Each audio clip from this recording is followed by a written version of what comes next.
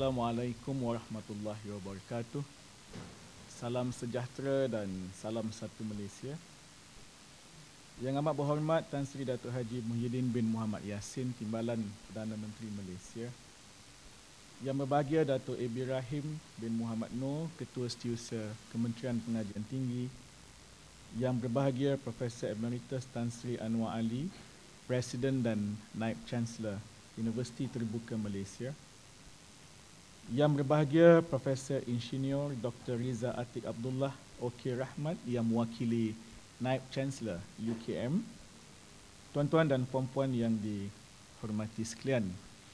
Pertama sekali saya ingin menyampaikan salam takzim daripada Yang Berhormat Datuk Seri Muhammad Khalid Nordin, Menteri Pengajian Tinggi, yang atas sebab-sebab yang tidak dapat dielakkan terpaksa mewakili beliau pada hari ini, dan beliau menyampaikan salam hormat kepada Yang Amat Berhormat Tan Sri serta tuan-tuan dan puan-puan sekalian.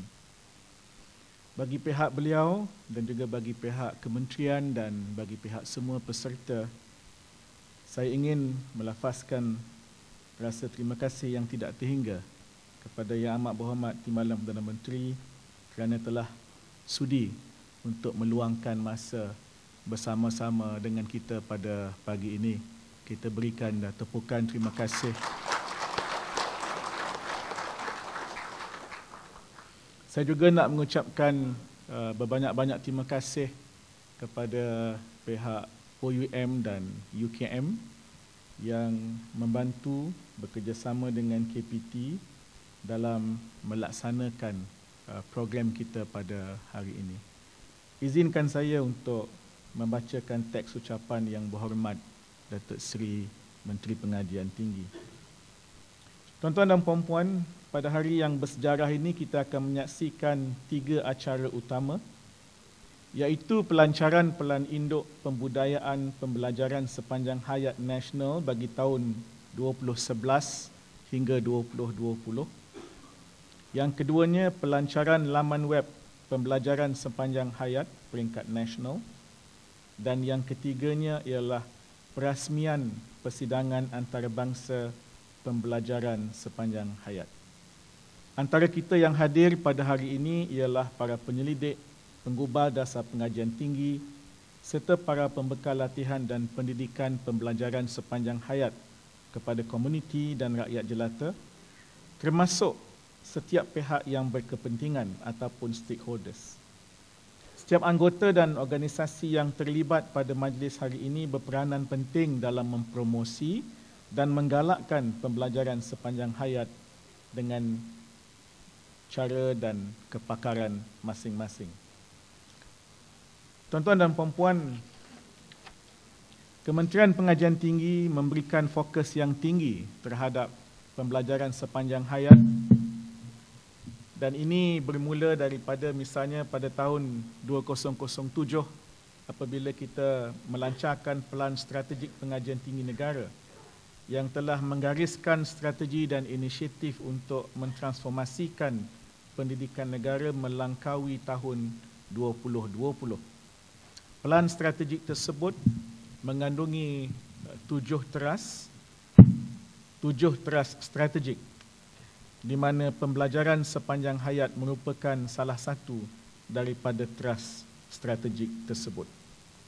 Susulan daripada itu, maka Pelan Induk Pembudayaan Sepanjang Hayat 2011 hingga 2020 telah digubal untuk memperkasakan program pembelajaran sepanjang hayat di peringkat nasional. Inisiatif yang tersenarai dalam Pelan Induk ini adalah berdasarkan kepada 7 prinsip. Yang pertama, pembudayaan pembelajaran sepanjang hayat sebagai agenda nasional, dan ia merupakan tonggak ketiga pembangunan modal insan negara, yakni selepas tonggak pertama dan kedua yang melibatkan pendidikan asas dan pendidikan tertiary. Kedua, pelaksanaan program pembelajaran sepanjang hayat dapat menjana manfaat dan memberi impak yang positif kepada seluruh komuniti.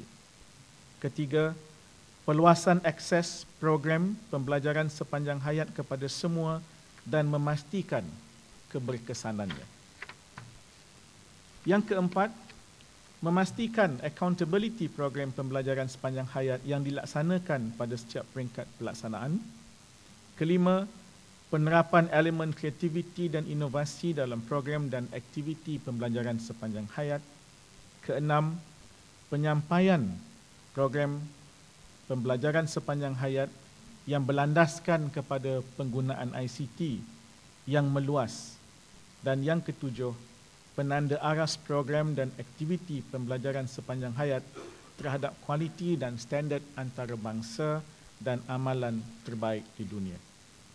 Kita di Kementerian Pengajian Tinggi sedar bahawa agenda pembangunan modal insan negara bukan sahaja terletak di bahu universiti, politeknik dan college universiti secara umum, tetapi kita juga menyatakan bahawa politeknik dan college community mempunyai peranan yang khusus, yakni di samping dan bagi melengkapi universiti-universiti dan college universiti.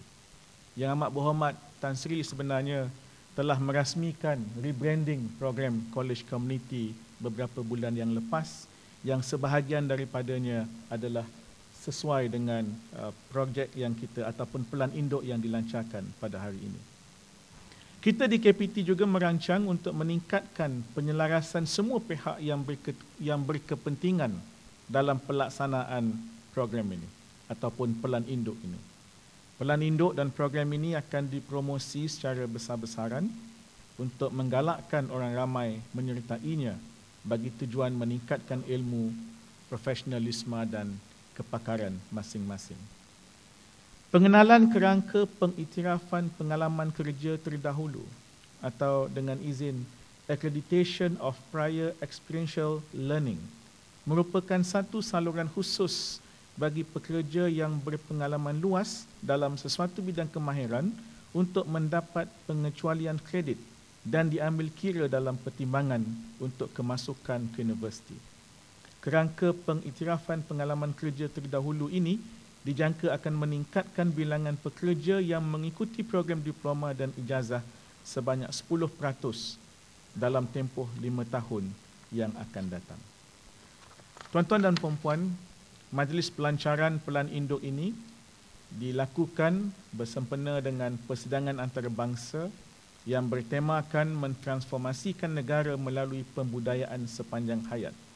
Tema ini selaras dengan pelan strategik pengajian tinggi negara yang menggariskan inisiatif-inisiatif yang meningkatkan kemahiran dan keupayaan graduan IPT agar mereka terus berdaya saing dan bertaraf dunia.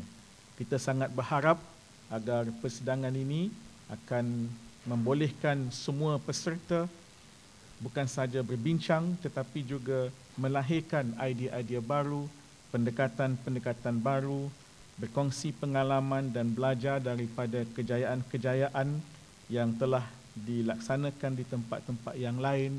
Mudah-mudahan kita semua mendapat manfaat yang amat besar daripada persidangan pada hari ini. Terima kasih. Wabillahi taufiq wal hidayah. Wassalamualaikum warahmatullahi wabarakatuh.